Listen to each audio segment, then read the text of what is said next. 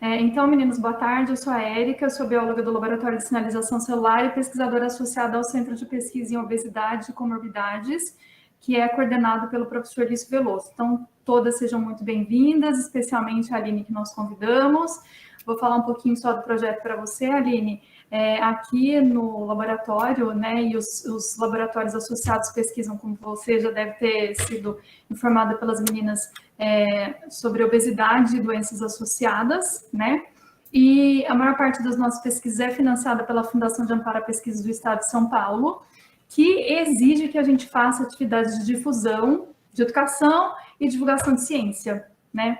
E aqui o Centro de Pesquisa, então, já há muito tempo trabalha com públicos variados e atividades variadas também, com crianças do ensino fundamental, ensino médio, pessoas já na terceira idade, sabe? E com alguns membros aqui do laboratório se tornando mães. Eu acho que a Helena, a Izzy e a Ruth aí são as mais experientes aqui, né? Eu sou uma mãe recente ainda, sabe? A gente começou a discutir sobre muitos temas relacionados à primeira infância, e foi aí que surgiu esse projeto, né? Alimentação saudável e cuidados na primeira infância. E aí a gente começou lá em 2020, em 4 de março, aconteceu a primeira palestra. A intenção desse projeto era ser itinerante e passeando pelos bairros, porque nem toda pessoa tem a oportunidade de chegar até a universidade, né, por questões diversas, mas aí com a pandemia a gente teve que migrar para essa plataforma, que assim tem sido bastante bem sucedido. No início a gente tinha uma participação muito grande, mas eu acho que com excesso de lives e de aulas e de Meet e tudo mais, né, começou a reduzir um pouco o público, mas a gente pensou, não importa, o que importa é o seguinte, que a gente tenha um material de qualidade disponível para quando as pessoas quiserem procurar, tá? Então, esse projeto ele está voltado principalmente para cuidadores familiares. É claro que a gente traz pessoas competentes, com formação sólida e tudo mais, mas que falem numa linguagem que seja acessível a eles, que eles merecem, né? Afinal de contas, são os pagadores de impostos que, em última instância, financiam nossas pesquisas. Legal. Né? Então, o formato, Aline, acontece da seguinte forma: você apresenta aí o conteúdo que a gente te convidou e tudo mais, e durante o tempo que você está falando, quem que pode interferir? Só eu sou bióloga, como eu falei para você, a Izzy, que é bióloga também, a Ruth, que é administradora e também contadora, mas trabalha com educação e difusão de ciência já tem bastante tempo, tem cerca de 7 anos, né, Ruth, que trabalha aqui junto conosco. A Helena, que é a nutricionista, que assim é peça fundamental aqui e é pesquisadora, colaboradora do Centro de Pesquisa. Muitas vezes a gente interfere em que sentido? Só assim para tornar mais claro, para dar algum exemplo, sabe, para trazer a linguagem mais próxima das pessoas, porque assim, muitas que participam são formadas, outras não têm formação na área da saúde, tem outras que nem têm educação formal, assim, né, de banco de escola e tudo mais. E a gente tem uma preocupação muito grande que esse conteúdo chegue nessas pessoas, sabe? Aí depois que você faz a sua apresentação, a gente abre para questionamentos, né? Elas levantam a mão, a gente convida, pode abrir o microfone, perguntar diretamente para você. Legal. Ou, se não for possível, a gente olha lá no chat e vai passando para você os questionamentos delas, então. Tá. E aí, meninas, só para fazer uma breve apresentação sua, Aline, que você pode complementar depois, né? Mas todas as pessoas devem ter visto. A Aline Padovani, então, é educadora parental, fonoaudióloga com graduação e mestrado pela USP de São Paulo, escritora e professora especializada em alimentação infantil. Seja muitíssimo bem-vinda, Aline.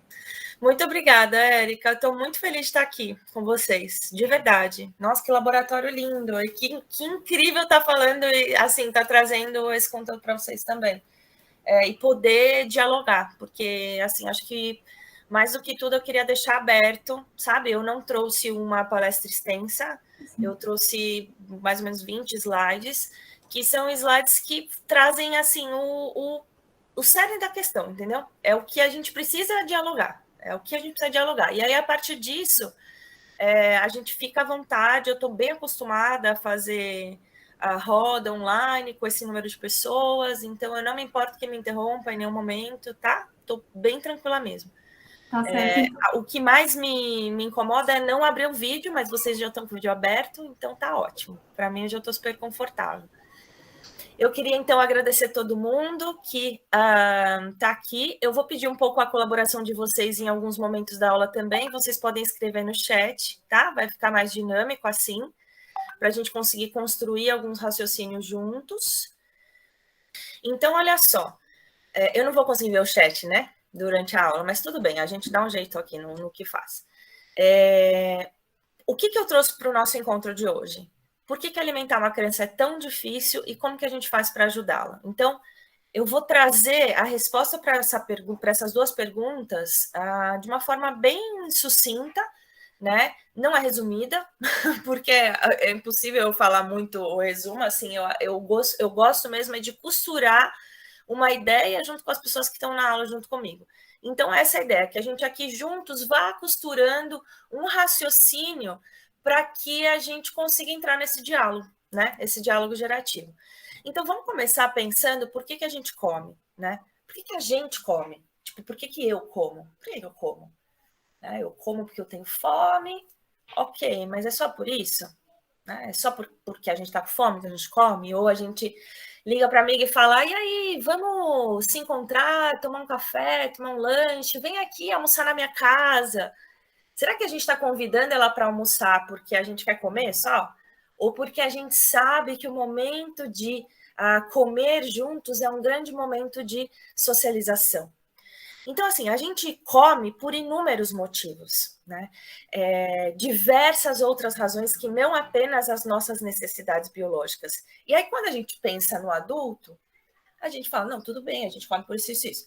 Quando a gente vai para a criança, a gente perde um pouco dessa noção do porquê a criança come, né? Por que a criança come? Será que é só mesmo para cumprir as necessidades biológicas dela? Ou será que a criança também pode comer por outras razões? Comida é também prazer, é senso de comunidade e pertencimento, é senso de ter a sua família e de pertencer a uma família, né? É sobre espiritualidade, é sobre relacionamentos, é sobre até a expressão da nossa própria identidade. Comida, cultura e linguagem estão intrinsecamente relacionados. A linguagem que você sabe sobre alimentação, ela está intrinsecamente relacionada à tua cultura alimentar. Né? Então, a gente vai ver um pouco, eu vou esmiuçar isso num desenho aqui para vocês, numa ilustração, para vocês entenderem um pouco melhor como é que a gente constrói o porquê a gente come, sabe? Que não é tão simples assim de só ser a fome, né? Mas eu deixo ele com fome, né? A pediatra falou para deixar ele com fome para ele comer, e mesmo assim ele não come. Por quê? Né? Por quê? Porque não é só a necessidade fisiológica que leva a gente a comer ou não. E aí, gente, na última edição do Tratado de Nutrição Comportamental, né? Essas autoras, elas trazem que a partir do momento que os seres humanos começaram a fazer refeições em conjunto, comer passou a fazer tão parte da nossa cultura quanto da nossa biologia. E quando a gente pensa em cultura, às vezes a gente fica imaginando uma coisa muito, né, tipo assim, sei lá, comer cupuaçu, comer tapioca, e não, a cultura emana do ambiente que a gente vive. Então, a criança aprende sobre a sua própria cultura através do ambiente que ela incorpora através dos comportamentos que ela observa. Entende? Então, a cultura envolve algo muito maior, né? É algo que permeia a nossa vivência, a nossa experiência no mundo. A depender do lugar onde essa criança nasce, ela vai vivenciar essa experiência alimentar de modo completamente diferente. Né? Então, quando a gente fala sobre cultura, a gente não está falando de algo... sabe, acho que às vezes a gente fica com uma ideia de cultura como se fosse, tipo, comemorar o Dia do Índio, sabe? E não é isso. Né? A cultura é algo que a gente está passando para as nossas crianças diariamente nos ambientes escolares, no ambiente da nossa casa, né? E hoje, não é? Atualmente, a gente vive um momento de grande ruptura na alimentação infantil. Por quê? Porque a gente tem uma crescente onda, né? Uma crescente onda de obesidade, e tentando combater essa obesidade, a gente, infelizmente, não foi para o caminho do meio da saúde. a gente está indo para uma crescente onda de transtornos alimentares, incluindo transtorno alimentar evitativo restritivo e incluindo transtornos alimentares mais graves como anorexia e bulimia já muito cedo, muito precocemente. E a gente observa hoje crenças que você já consegue amarrar com uma possibilidade de transtorno alimentar, você consegue observar e escutar isso em crianças tão cedo quanto 3, 4, 5 anos. Então, você tem crianças hoje que você olha, uma criança num biotipo ok, e você vai ver ela falando, eu não vou comer isso porque eu não quero ficar gorda. Então, nesse medo da obesidade e numa crescente expansão da indústria, né, na nossa vivência e no nosso dia a dia, inclusive por conta dessa extrema produtividade. Então, quando a gente começa a produzir demais, a chamar as mães para o mercado de trabalho, a produzir incansavelmente, a gente também fala, olha, a gente vai ter que fazer algo mais rápido aqui para vocês, um negócio que só colocar no micro-ondas e vai. E aí a gente tem toda uma modificação de um comportamento alimentar que é baseado na escassez, porque a gente está num país em que a escassez de alimento, ela infelizmente ainda é real, né? E a gente vem de um contexto de escassez muito punk, né? E a gente chega hoje num momento em que existe escassez, né? Mas, infelizmente, é um contexto de escassez com abundância de ultraprocessados. Então, a gente tem uma criança hoje que mora, por exemplo, na periferia de São Paulo, que ela não vai passar fome, porque ela vai comer um pacote inteiro de biscoito recheado, que custou R$1. Então, a gente tem um paradoxo tão gigante que a gente está num contexto de escassez e promovendo um contexto obesogênico crescente. A gente tá vivendo hoje uma situação muito difícil. E eu digo que enquanto a gente não promover mais desse tipo de diálogo dentro das universidades, sabe? Trazendo pessoas de fora, a gente vai continuar emperrada. Porque indo nesse caminho do combate, a gente esbarra na restrição que leva para a compulsão, que leva para a obesidade. Vocês estão conseguindo me acompanhar? Aline, inclusive, você falou assim dessa transição e eu me lembro a minha primeira experiência científica, né, que já faz um bocado de tempo. A minha iniciação científica foi exatamente com isso, né, em bolsão de pobreza, vendo quanto que tinha de desnutrição e quanto que tinha de obesidade. E aí, fazendo o cálculo do que as crianças comiam, foi essa surpresa que a gente já teve. A gente já vinha, né, conhecendo a transição nutricional, mas foi assim, em Campinas, e isso também já era uma realidade, de que não faltava, até assim, as vitaminas, se a gente fosse ver, não estava faltando tanto, porque a indústria punha, né, nesses alimentos, e eles estão ali. Então, fruta realmente é uma coisa muito mais de difícil acesso, né? Mas as bolachas, os achocolatados, tudo isso tem uma quantidade até de vitamina como atrativo, né? Acho que você falou uma palavra tão importante, Helena, que é acesso. Porque quando a gente pensa em acesso, aí você fala assim, mas nossa, fruta é tão barato, ou tipo assim, não é que tá barato, tá bem caro, mas quando a gente fala em acesso, não é só acesso de tipo comprar a fruta. É aonde vende a fruta, como eu conservo essa fruta, quem é que pica essa fruta, essa criança vai comer a fruta? Sabe, a gente tem uma competição muito desigual com a indústria. E a gente continua focando, né? Era esse mais ou menos o papo que a gente estava um pouco antes de começar, porque a gente continua focando no controle parental. A gente continua oferecendo para os pais alternativas de controle. E aí, e olha que louco, porque quando a gente vai estudar comportamento alimentar na adultez, a gente já sabe que controle não funciona. A gente já sabe que dieta não funciona. Mas a gente permanece no mesmo paradigma na infância. Você está entendendo? Porque a nutrição materno-infantil, ela também ainda está, né? Ela está assim, se integrando muito melhor com outras áreas agora também. Mas essa mudança de olhar, ela é muito urgente, né? Eu vou dar continuidade aqui no próximo slide, que vai fazer esse gancho para a gente, Helena. E aí eu queria ver se você Vocês estão vendo minha tela? Aí. Aqui, ó. Olha aqui, ó. Como se constrói o comportamento alimentar. Esse esquema visual, eu consegui chegar nele esse ano. Esse ano, estudando comportamento. Eu sou professora da pós-graduação em Educação Alimentar e Nutricional. É uma pós coordenada pela professora Érica Porto. A Érica está fazendo doutorado dela na Unifesp, maravilhoso, baseado na autocompaixão. Trabalho com obesos, baseado na autocompaixão e no mindfulness. Está tendo resultados incríveis, muito legal, mas ela trabalha com adultos. Então, quando eu conheci a Érica, ela começou a trabalhar comportamento alimentar comigo, porque eu tenho um problema de compulsão alimentar, né? E conforme eu fui trabalhando essa vertente em mim mesma, e ela contando as coisas dela sobre... Eu sabe, assim, o que vinha na minha cabeça é a gente precisa enxergar quais habilidades precisam ser construídas na infância. Porque, veja, se eu tenho um adulto de 35 anos, obeso, que está precisando fazer um tratamento com uma nutricionista aos 35 anos obeso para trabalhar a autocompaixão, quando é que deixou de existir essa autocompaixão, entende? Quando é que essa autocompaixão poderia ter sido desenvolvida?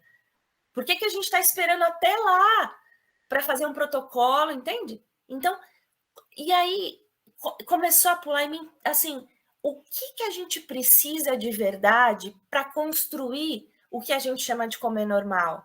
E aí eu não vou falar em comer normal, mesmo porque o normal é uma palavra que está ficando bastante em desuso, mas eu queria, assim, o que a gente precisa para construir as competências alimentares. Então, para eu ser um sujeito que eu tenho autonomia alimentar, que eu sei as minhas preferências, que eu sei falar sim, falar não, eu sei comparar, eu sei ter uma atitude flexível diante da comida, né? Eu sei entender a minha fome e a minha saciedade, né? Então, eu fui chegando em um modelo, gente, mais ou menos, tá? Eu vou passar o modelo inteiro e aí eu vou parar esse slide e a gente vai eu vou para o debate de novo, para o diálogo de novo, que acho que vai ser interessante. Então, vamos pensar na construção do comportamento alimentar nessas 4 vertentes que eu vou dividir aqui. Isso daqui faz parte do meu curso SOS Seletividade Alimentar, tá? É um curso online e a minha ideia com esse curso é realmente assim, eu ainda não consegui estourar minha bolha, mas a minha ideia é estourar minha bolha para a gente realmente ter, mas assim, muita gente tendo acesso a esse conhecimento transdisciplinar de uma forma tão simples explicado, sabe? Então, assim, é só para vocês entenderem que esse modelo, esse esquema né, visual, ele foi feito por mim, entendeu? Não tirei de nenhum lugar, mas tudo que a gente vai ver aqui está baseado na literatura, tá? Então, veja só, o laranja é o que a gente entende por alimentação. Então, quando a gente fala de alimentação, a gente está falando de uma coisa muito grande, né? Que tem a ver com a comida, com o comer, com o cultural, com a socialização. A alimentação é algo amplo, né? É diferente da nutrição. A nutrição é um processo individual. Então, eu tenho uma comida, eu preciso me nutrir. Então, eu como essa comida, mastigo, engulo, né? Tem o transporte, digestão, vai para o intestino. Então, a gente tem todo o processo de nutrição, certo? Então, é um processo individual e fisiológico. A gente também tem outra base biológica, que é a individualidade. Então, é como esse indivíduo vai perceber os alimentos. Então, imagina que cada um de nós tem papilas gustativas diferentes, sente o cheiro de formas diferentes, observa o mundo de formas diferentes. A percepção, a nossa percepção, ela é individual, porque ela é dependente da nossa carga genética, né, individual, e também do como a gente se relaciona, né, com os outros e com o mundo. Então, essa individualidade vai impactar na nutrição e a comensalidade. Então, Aline, e vai impactar também nas nossas escolhas, né? Exatamente. Por exemplo, você está falando disso, eu estou pensando aqui, a minha bebê tem 2 anos e 11 meses, né? E ela já muito pequenininha, assim, a gente percebia a preferência dela por coisas mais ácidas, sabe? Sim. Isso tipo, é individualidade. Vinagrete e tudo mais, sabe? Exatamente. Isso é individualidade. Então, você vai perceber que é uma criança que, às vezes, aceita mais sabores fortes, ou não, é uma criança que detesta cheiro forte, e ela vai... Entende? Essa é a individualidade. A nutrição é essa capacidade de levar o alimento à boca, processar e, enfim, transporte todo, entende? E a comensalidade é fazer tudo isso dentro de um contexto. Deu para ficar mais ou menos claro, só resumidamente, porque eu vou colocar mais coisa aí. Então, essa base, a nutrição, comensalidade e a individualidade é o que vai proporcionar o que a gente entende por alimentação dentro da nossa cultura, veja. E aí, eu vou pegar num ponto, gente, que é extremamente importante. Eu não sei se vocês estão acompanhando os estudos referentes à teoria da autodeterminação e o quanto a motivação intrínseca precisa ser enxergada como um fator essencial para o desenvolvimento do comportamento alimentar. Então, dentro do tratamento da seletividade alimentar, o que, assim, é mais do que provado, enfim, está desde 2001 nos cadernos da OMS, é que a gente precisa focar numa alimentação responsiva. Então, isso vocês já devem saber. Alimentação responsiva, beleza. Alimentação responsiva é o quê? Quando a criança e cuidador estão conectados, conseguem, né? Eu consigo prever os sinais da criança, ela me dá os sinais, eu respondo de forma adequada. Quando a gente fala de alimentação responsiva, em essência, o que a gente está querendo? A gente está querendo que esse cuidador responda a essa individualidade da criança.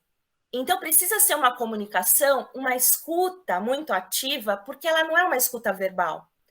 A escuta do bebê, ela começa quando o bebê não fala ainda. Ela começa quando a gente começa, tipo, esse chorinho é de sono. Esse chorinho parece um chorinho de fome. Isso tudo é uma interpretação minha que vai passando para esse sujeito o que ele entende sobre comer e sobre comida. Então, quanto mais responsivo for essa família, então, quanto mais eu tentar escutar e me comunicar com a individualidade dessa criança, mais ela vai conseguir agir de acordo com o que ela realmente deseja. Então, isso é motivação intrínseca, motivação interna. Na prática, a motivação interna é, por exemplo, você quer, hoje tem arroz, feijão, batatinha e carne. Qual desses você vai querer? A criança vai falar, eu vou comer arroz, feijão e batatinha. Não, a carninha hoje não vai querer, não vou querer. Tá, então, ela me falou. Motivação externa é tipo, olha, hoje tem macarrão, hoje tem arroz, feijão, carninha e batatinha. Você come todos esses alimentos que aí depois do almoço eu te dou uma sobremesa. Então, isso é uma motivação externa. É eu oferecer algo em recompensa de. Ou eu posso tirar também, entende? Então, a motivação interna, ela tem um quê de que a criança come porque existe algo externo que está fazendo ela comer. Deu para entender isso ou ficou um pouco confuso? Deu para entender. Tá. Então, o que a gente entende? Para a gente desenvolver essas competências alimentares, e a criança realmente, né? Então, vamos pensar no nosso guia alimentar para a população brasileira, um guia tão maravilhoso, né? Que fala para adultos. O que ele fala? Promoção da autonomia alimentar, não é? Não é isso que a gente deseja? Quando a gente vai lá ver o marco de EAN, o marco de educação alimentar e nutricional, a gente vai ver que lá está escrito para a gente promover a autonomia do sujeito diante dos alimentos. Então, o que é cultura? Onde eu moro? Eu moro em São Paulo ou eu moro, sei lá, na Bahia? Entendeu? Então, o que é autonomia dentro do meu contexto? E quando eu penso em motivação intrínseca, ela vai ser essencial para essa construção da autonomia. Então, é essa vontade que eu tenho de agir no mundo. Eu não ajo porque eu tenho que, ou porque existe uma regra, ou porque alguém mandou, ou porque senão eu vou receber um castigo. Não, eu ajo porque eu vejo, eu tenho curiosidade, eu tenho vontade e eu tenho coragem, tá? Então, isso é motivação interna. Por que eu estou batendo tanto nessa tecla? Porque a motivação intrínseca é chave, é chave. Eu não sei se vocês já escutaram isso em algum lugar, mas assim, anota, é a chave para a gente construir um comportamento alimentar saudável. Então, é para a gente parar de falar, vamos prevenir a obesidade. A gente vai falar, vamos construir um comportamento alimentar saudável na infância, entende? Porque na medida que a gente só está combatendo doença, a gente tá ficando perdido. Na medida que a gente acha um caminho, nesse caminho, eu tenho uma construção de hábitos saudáveis e a construção de um comportamento alimentar saudável. Então, as chances desse caminho desviar para um transtorno, ou, sabe, para obesidade, ou para um transtorno alimentar, um transtorno restritivo evitativo, você acaba tendo isso, mas você sabe o caminho de volta, entende? Então, eu vou dar o caminho que eu desejo, eu não vou dar o caminho que eu não... Olha, você não faça isso, você evita isso. Isso não está dando certo. As pessoas estão perdidas, existem informações contraditórias, as mães estão completamente perdidas. Eu falo que assim, quando o meu primeiro filho fez 2 anos, isso já faz 5 anos, eu tinha nas mãos 2 informações muito relevantes. E isso assim, eu já tinha feito uns 3 congressos transdisciplinares. Então eu tinha 2 informações muito relevantes. Eu não podia dar açúcar até os 2 anos. Eu não podia dar açúcar até os 2 anos porque açúcar é veneno. E aí, eu não podia proibir, porque a proibição leva à compulsão. Então, eu comecei a escutar todas as nutricionistas. Eu não escutei só as nutricionistas do viés comportamental, não. Eu escutei as nutricionistas do viés funcional, eu escutei os pediatras, os gastropediatras, eu escutei todo mundo. E eu cheguei nesse dilema.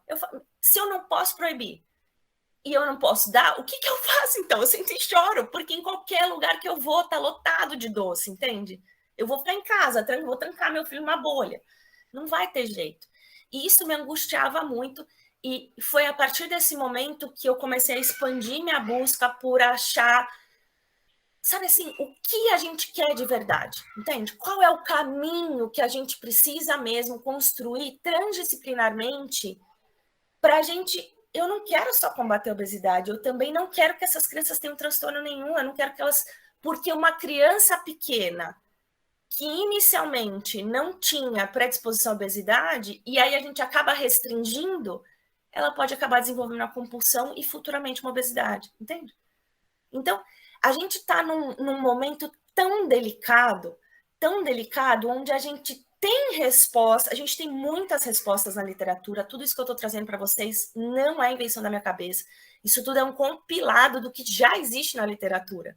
Só que a gente precisa começar a trazer isso para a prática de uma forma concisa e transdisciplinar. Porque cada vez que a pessoa vai passando num lugar, cada um vai falando uma coisa para ela diferente.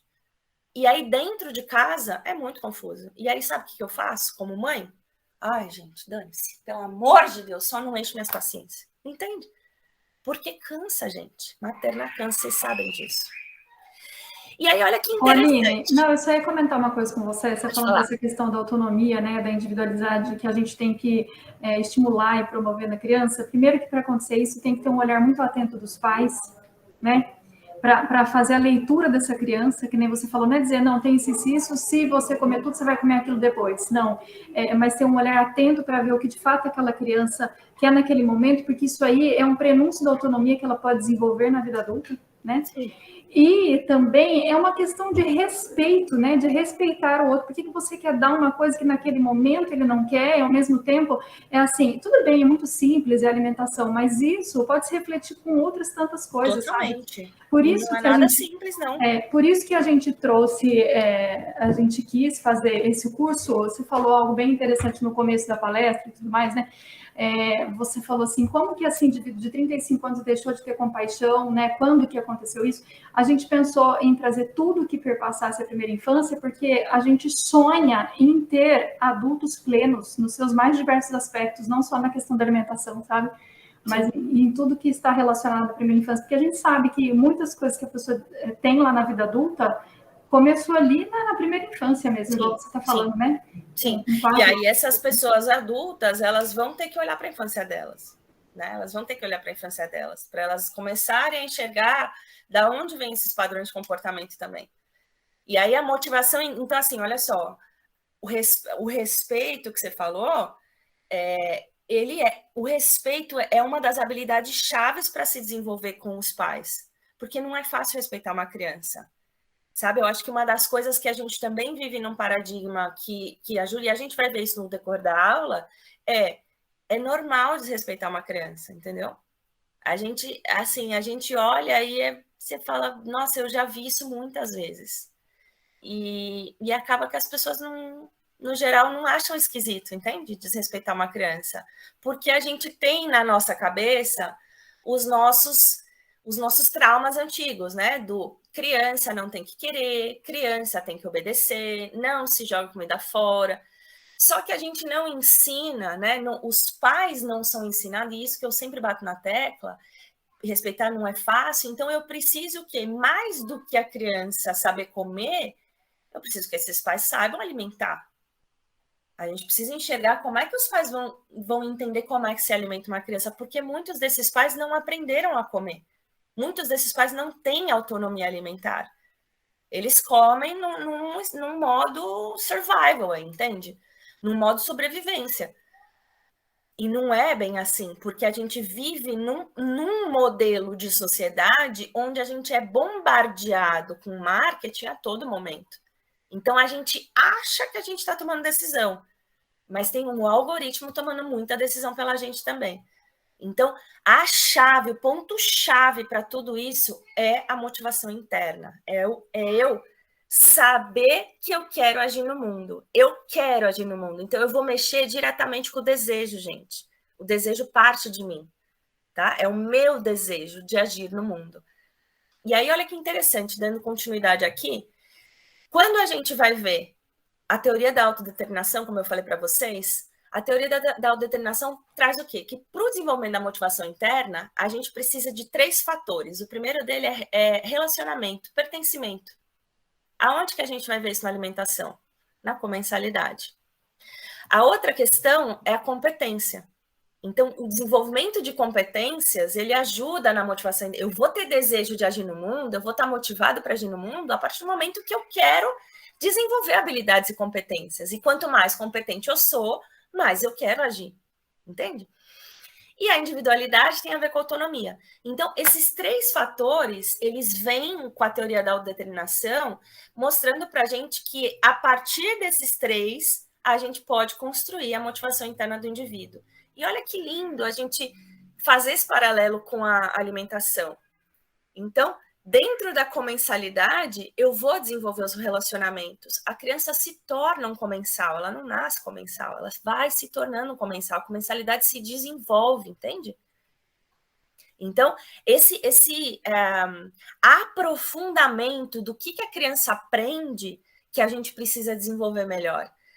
Quando a gente pensa na nutrição, o que a gente vai desenvolver? As competências, as habilidades. Então, eu trazer para a boca, é o que eu consigo. Então, por exemplo, o bebê, quando nasce, a competência dele é sucção, respiração, deglutição.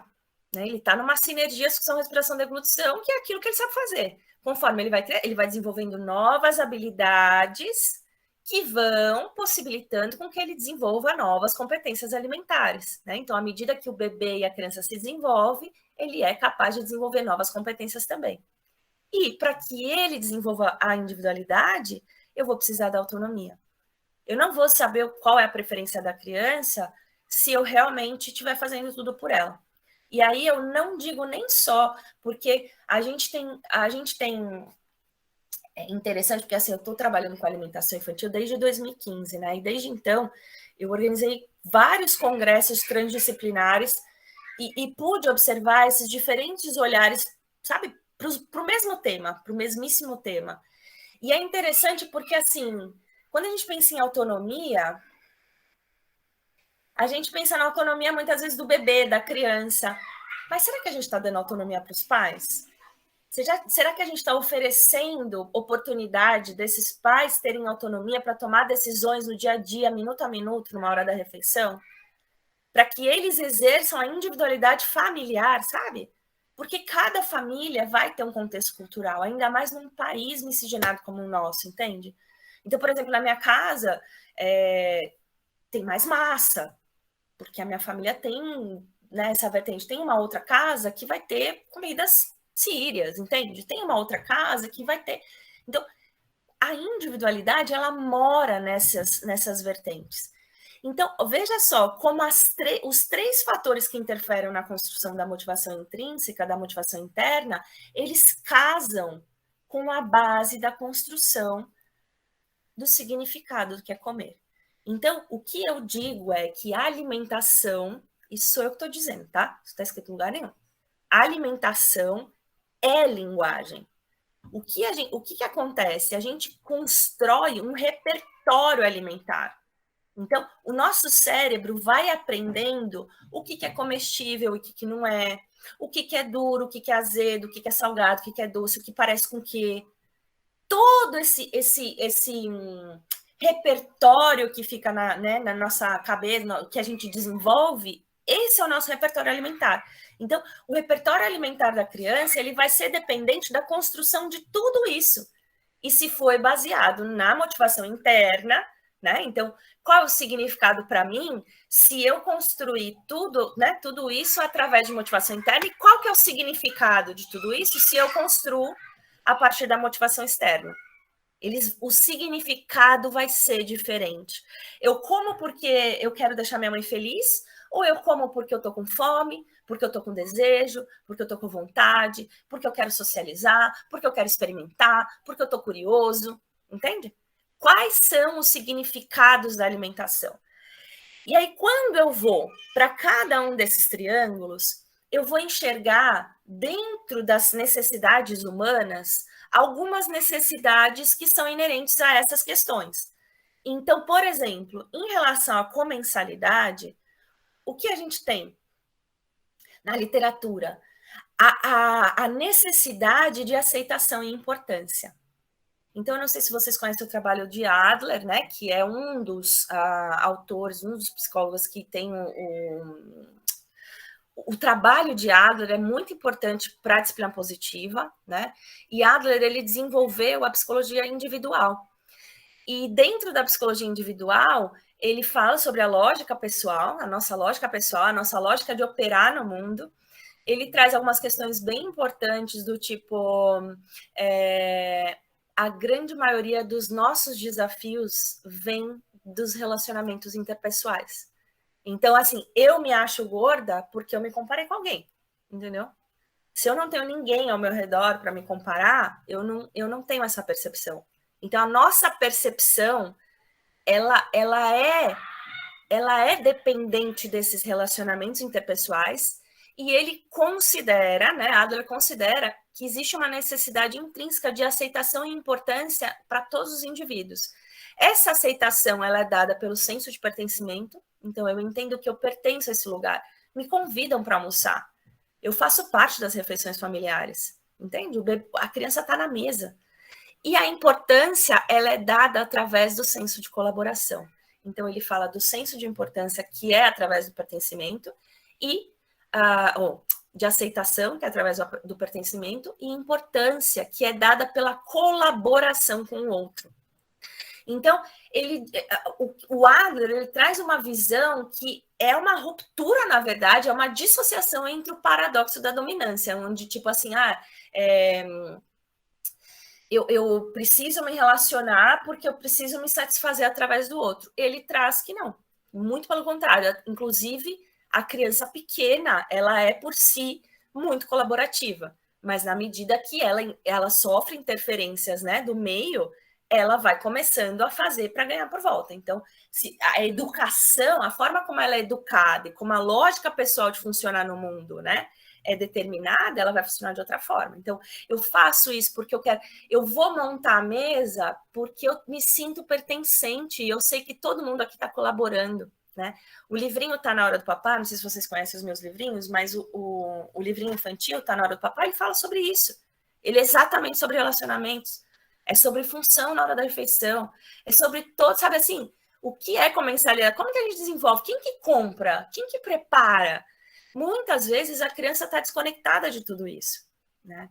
Então, esse senso de aceitação e importância, ele vai ser dado pelo pertencimento, convidar para a mesa, né? Olha, essa é a comida que nós comemos, essa é a receita da tua bisavó, né?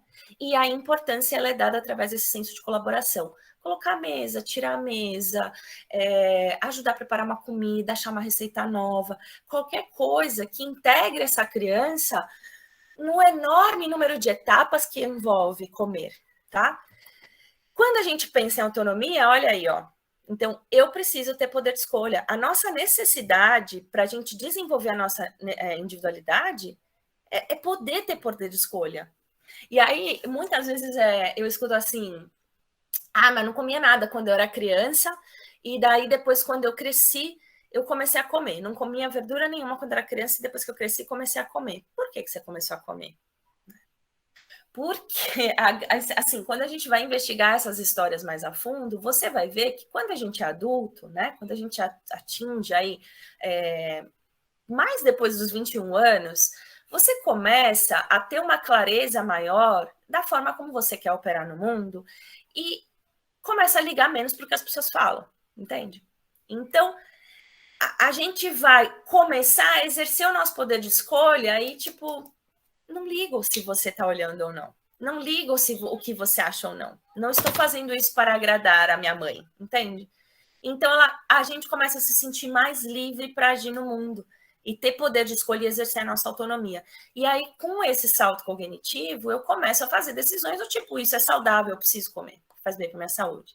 Só que uma criança pequena, ela só vai poder ter poder de escolha na relação. Porque para comer, ela depende de um adulto. Então, para essa autonomia acontecer, eu preciso, como adulto, responder a esse poder de escolha. Entende? Do tipo, quero, não quero, por quê? Eu não quero comer agora. Mas por que você não quer comer agora? Né? Então, antes de eu reagir, eu vou investigar melhor. Porque hoje foi um dia, e amanhã? Como eu posso exercitar esse mesmo poder de escolha ajustando o meu papel? E a gente vai falar isso mais para frente. Em relação à competência, a gente precisa desenvolver. Então, a criança precisa se desenvolver, certo? Como é que eu penso em comer, pôr na boca, mastigar, engolir? Isso tudo vai depender do desenvolvimento do indivíduo. E aí, a partir de toda essa formação, eu vou, então, compor os estilos, práticas e repertório alimentar. E aí, tudo isso vai compor o porquê. Aí, esqueci da base, né? Porque tudo isso parte de uma base de conexão, conforto e segurança, para a gente construir essa pirâmide bem construída. Então, pensa que se alguma dessas partes tiver capenga, é uma pirâmide capenga também. Você entende? A gente constrói significados que muitas vezes não conseguem permitir com que a pessoa haja no mundo. E aí, dessa forma, a gente vai aprender como é que a gente come. Então, como é que a gente transporta a nossa comida da boca ao estômago? Como é que a gente nutre o nosso corpo de uma forma confortável, funcional? Né? Qual a nossa capacidade de direcionar a nossa atenção ao próprio corpo e à própria comida quando a gente come? A gente vai começar a desenvolver com quem que eu como? Eu como com outras pessoas? Né? Como que eu engajo socioemocional? Como eu me adapto a diferentes pessoas, contextos? Eu vou viajar, eu consigo comer na casa de outra pessoa? Eu compreendo regras sociais? Eu consigo entender que em alguns lugares tudo bem eu lamber o prato, em alguns lugares, pelo amor de Deus, de jeito nenhum, né? A gente vai desenvolvendo senso de pertencimento, identidade, né? A compreensão das regras, a autorregulação do comportamento. Então, lembrar que a autorregulação do apetite é uma coisa. A autorregulação do comportamento alimentar é aprendida e sofre interferências do meio. Se eu como, então vai ser minhas escolhas, a partir do meu próprio desejo, das minhas preferências sensoriais. Olha aqui a individualidade que a gente estava falando, ó. Tá vendo? Escolhas de acordo com o próprio desejo, preferências sensoriais, flexibilidade cognitiva. O que é flexibilidade cognitiva? Eu como um ovo frito hoje, eu vou comer o mesmo ovo frito amanhã, só que ele tá com a bordinha queimada. Eu não consigo lidar, porque eu não tenho flexibilidade cognitiva. O que é flexibilidade cognitiva? Significa eu olhar aquilo tem um significado. Isso é um ovo frito. Quando eu olho o ovo frito com a borda queimada, já não é mais um ovo frito. Então, por exemplo, dentro do TEA, essa é uma grande questão, que são crianças com uma inflexibilidade cognitiva muito grande. Então, são crianças que diferenças mínimas eles não vão conseguir processar do mesmo jeito com a gente. O que modifica completamente a forma como essas crianças se motivam a ir em direção à comida? A nossa comunicação, a nossa responsividade. Então, se elas vão comer, vai depender muito de como a gente vai abordar essa situação. É bem difícil fazer uma criança comer, né? Se a pergunta achar, como é que eu faço uma criança comer? É bem difícil, não se faz o outro comer, entende? Se a gente está fazendo o outro comer, é porque a gente está colocando coisa lá. Mas a gente, tipo, desenvolver uma educação em que a gente entende o nosso corpo e a criança comece a entender o corpinho dela, é outros 500, né? E o porquê come, ó. Consolidação do repertório alimentar com base nas crenças e ideias que permitem comer com liberdade, prazer e sem culpa, tá? Eu vou tirar aqui o slide para a gente conversar, pode ser? A gente ficar conversando sobre esse slide, assim, eu já estou muito feliz, entendeu? Uhum. E aí eu posso ir até para o último, que eu quero trazer os 4 Cs da hora da refeição. Então, se a gente conversar em cima desse slide e eu mostrar para vocês o que a ciência vem trazendo de mais novo para a gente, sabe, reforçar na construção de um comportamento alimentar que vai de encontro ao que a gente deseja, acho que eu cumpri minha missão aqui com vocês, entendeu? De colocar essa sementinha, sabe? Acho que é mais importante de tudo. Vamos lá. Esse slide eu me empolgo, porque realmente, assim... parecia uma descoberta. E aí é muito louco, porque quando eu mostro para as pessoas, elas falam, não é uma descoberta, né? Tipo assim, tá tudo aí. Mas na hora que a gente observa isso de forma integrada, a gente começa a entender melhor o nosso real objetivo, sabe? Em cada uma dessas partes, eu consigo entender melhor até qual é o papel de cada profissional em cada uma dessas partes. Entende? Porque o que eu sinto hoje também é que, transdisciplinarmente, a gente também está um pouco perdido, sabe? Qual é a parte minha, qual é a parte do outro, qual é a parte de qual? E aí, quando a gente consegue essa imagem visual da construção do comportamento alimentar, aí a gente percebe o que em cada aspecto a gente deveria estar fazendo, entendeu? Aonde a gente poderia estar focando nossos esforços nessa base, para daí sim a gente querer essa construção, esse topo bem construído, né? Pode falar, Helena. Então, da cultura, é que eu acho que é uma coisa tão forte, né, você está falando, não é Dia do Índio, é que tem algumas coisas que, quando faz... A cultura é aquela coisa que você... Aquilo para você é uma verdade absoluta, e aí quando você se depara com a cultura do outro, você fala, nossa, então a minha verdade talvez não seja absoluta, né? Então, assim, uma coisa que não tem nada a ver com alimentação, é só para lembrar do assunto, é a frequência de banho, né? Então, assim, com que frequência que a gente tem que tomar banho? Aqui a gente fala, nossa, uma questão de higiene, né? Se não for todo dia, meu Deus, não tem condição. Em vários lugares do mundo, as pessoas tomam menos banho do que isso. A gente acha que eles são porcos, né? Certo? Exatamente. E assim, com criança, né? Assim, com bebê pequenininho, que eu tenho pensado nisso. Por que a gente dá banho todo dia? Assim, a nossa cultura, comida você pode ir pelo mesmo viés. Então, assim, tipo, no Brasil, no nosso guia alimentar para crianças, está lá escrito que tem almoço e jantar. Entende? Aí a gente tem crianças na escola pública que almoçam na escola, almoçam em casa e depois jantam. E isso também faz parte do cenário de obesidade, entende? Então, é muito complicado, porque a gente vem com uma cultura do excesso, do tipo, ele não tem, então vamos dar. E sabe, a gente dá, sem a criança ter como elaborar isso de alguma forma, a gente desculturaliza ela, né? Na verdade, Helena, a gente está com uma desculturalização da alimentação. Porque a gente tem uma entrada bizarra de ultraprocessados, a gente não... Comida do dia a dia mesmo. Se a gente vai para as periferias, tem o arroz e feijão todo dia. Se a gente vai para a classe média alta, você vai ver o prato colorido, mas quem disse que o prato colorido a criança come todas as cores? Então, é uma incompatibilidade, sabe? Com o que seja de verdade. E aí, se você vai para uma... Então, você imagina que eu tenho uma criança que mora num bairro de periferia. Daí, todos os dias ela está acostumada a comer arroz, feijão, e quando tem carne, nossa, uau! Nunca tem legume e verdura. Daí, quando tem, obviamente, ela não vai comer. Entende? Porque ela não aprendeu a comer. Como você aprende? O nosso corpo, ele foi feito para rejeitar comida que a gente não conhece. A gente tem isso inato. Essa tanto é que, assim, se eu for lá para a Tailândia, numa feira que só vende inseto, não vai ser tipo, nossa, que legal, vou comer. Não, porque isso, para mim, Na minha pontinha da minha pirâmide de significados, inseto é nojento. Inseto não é comida. E para uma criança que não tem nada construído de significado, uma verdura, um legume, não conheço, nunca vi, não vou comer. O corpo reage e vai para a fuga ou luta de imediato.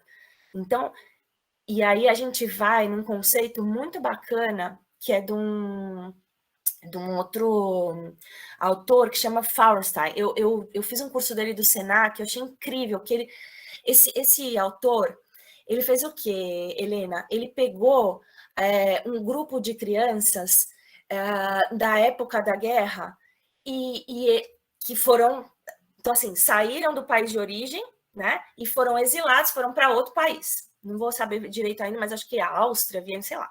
E aí, tipo, foram para esse outro país. O que aconteceu com essas crianças? Elas não conseguiam aprender. Porque era outra cultura, era outra língua, não tinha contexto para elas. E aí ele começou a aplicar um trabalho de colocar, inseri-las na cultura. E aí tudo mudou. Então, ele fala da importância da cultura para a aprendizagem, entende?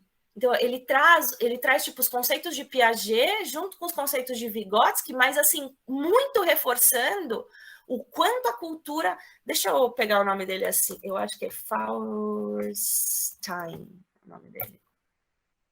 Depois eu confirmo com você. Eu fiz um curso no Senac, assim, de 2 horas, mas foi tão legal, porque ele mostrou, assim... ele já falava sobre isso, sei lá, 100 anos atrás, coisas que a neurociência está mostrando agora, entendeu? Então, a questão da cultura, ela é um fator, sabe, assim, na alimentação, eu realmente acredito que é crucial. As crianças não estão, elas dentro da escola, não está se existindo uma cultura alimentar, então a cultura é comer para crescer. O que a gente tem de cultura alimentar hoje? Comer para crescer, 5 cores no prato. Eu ouvi de uma mãe, e não é um pensamento incomum, uma criança de 9 anos, o médico falou, criança, olha, escuta isso, criança que tem barriga não é saudável. Então, assim, são crenças, isso é cultura, entende? Infelizmente, essa é a cultura que a gente vive. Então, a gente vive na cultura da dieta, a gente vive numa cultura globalizada, onde a gente tem um esvaziamento do que a gente sabe. Porque uma coisa é você comer um bolo de banana que vem num pacote. Outra coisa é você ir lá, saber de onde vem a banana, amassar a banana, sabe? A banana tem uma história, e aí eu cheiro a banana e a gente dá risada, e a banana conversa, e eu jogo a banana no liquidificador. Isso está inserido, entende? Na cultura. Isso ele, porque aí ele Aline, aí nesse sentido, então, a ação dos cuidadores ali, né, não quero dizer nem só os pais, assim, as pessoas que estão envolvidas na criação de uma criança, porque a criança, na verdade, ela é quase que da comunidade, não agora na situação da pandemia, né, mas não é só o pai e a mãe ali, ela precisa muito dessa questão do exemplo, igual você falou, né? Se o legume não faz sentido para ela não come porque o corpo vai rejeitar. Não adianta o pai e a mãe falar, você precisa comer isso saudável, mas ao mesmo tempo eles comem outra coisa. Essa questão de sentar na mesa, igual você falou, de comer junto, né? Da criança ter essa sensação do pertencimento e ver que aquilo é natural para os pais comer, ou para os cuidadores, e para ela também eu acho que é muito importante, assim, né? Ver o outro comendo é um fator essencial para o desenvolvimento do comportamento alimentar. Então, eu só vou saber se aquilo é comestível ou não, dentro da minha cultura, se eu vejo alguém comendo. Entendeu? Então, antes de eu querer comer, eu preciso ver alguém comendo. Então, é algo novo. Se eu vejo algo novo na árvore, entende? Passo uma árvore, vejo um negócio novo que eu nunca vi, eu não vou pegar e pôr na minha boca. Agora, se eu passo, tem um amigo meu que fala, olha essa frutinha que eu comia quando era criança. Aí ele pega, papapá, eu olho e falo, nossa, eu queria provar também. Entende? Então, isso está dentro do contexto. E aí você falou uma coisa muito importante, Érica. Ao meu ver, a gente precisa urgente voltar o nosso olhar para os pais, ensiná-los a comer. Se eles não estão conseguindo dar o exemplo, infelizmente a gente está fazendo um trabalho que está faltando, sabe assim, eles saberem dar exemplo, porque eles não sabem. Muitos pais não fazem a menor ideia de como eles mesmo comem, né? Eu comentei isso com você, né? O meu esposo é paulista e tudo, mas ele era das Forças Armadas, então ele morou assim quase que no Brasil inteiro, sabe? Mas eu falo isso para ele tem uma restrição alimentar bastante forte. Ele não come nada de frutos do mar, ele não come nada de porco, ele não come muita coisa, entendeu? E eu venho de uma família mineira, minha mãe trabalhou como cozinheira, então ela fazia, né, tanto comida oriental quanto comida italiana, mineira e tudo mais, sabe? E assim, eu cresci numa família que aprendi a comer muita coisa, e eu queria que a Isabela tivesse essa experiência, assim, entendeu? Demanda energia da minha parte? Demanda, porque assim, eu tenho que durante uma semana, meu esposo não come peixe, mas a Isa então nunca na vida vai comer peixe por causa disso. Daí, então, eu tenho que fazer, tenho que colocar no freezer, e ela vê eu comendo, e eu falo, graças a Deus, nessa parte ela puxou pra mamãe, sabe? Tipo, na sexta, se meu marido vai comer um lanche, eu falo, o que você quer, filha? Você quer lanche ou você quer comer, por exemplo, arroz, feijão preto? Mamãe, eu quero feijão preto. Arroz e ovo e couve, entendeu? Eu falo, quantos anos ela tem? Tem 2 anos e 11 meses. Ontem, por exemplo, meu esposo, quarta-feira é dia da macarronada, né? Mas eu estava preparando a comida de hoje que eu vinha trabalhar. Então, fiz carne de panela, com batata, cenoura, e fiz cabotiá também, sempre deixo brócolis, arroz e feijão. Aí ela viu eu fazendo, só que tinha macarrão. Eu falei, filha, o que você quer? Ah, mamãe, eu quero arroz, carne de panela, ela fala, sabe? Exige um esforço maior, assim, acho que dos pais ali que estão próximos, mas tem que ter essa força, né? Esse interesse em promover para a criança, sabe? E assim, imagina, porque assim, você tomou a frente da educação alimentar dela, certo? Então, vamos assim, exigir dos pais, não, exigir de você, da mãe. Eu vou mudar nomes para as pessoas que estão à frente, sabe? E fazendo esforço. Porque se ele não está fazendo esforço nenhum, entendeu? Não é a gente. Então, Aline, deixa eu dizer, assim, no caso de casa... Rapidão. Imagina que ele tivesse que dar conta da educação alimentar dela. Ele poderia dar? Claro que ele poderia. Só que ele teria que aprender primeiro, entendeu? Sim. Então, é isso que eu estou te falando. Você vem de um ambiente alimentar que te proporciona muita aprendizagem. Você aprendeu a comer bem. Então, para você fazer isso, te exige um esforço, mas, assim, você tem as bases, entendeu? Para ele, exige um esforço ainda maior. A gente teria que, tipo, trabalhar diretamente com ele, sabe? Para que ele pudesse oferecer para ela algo diferente, entendeu?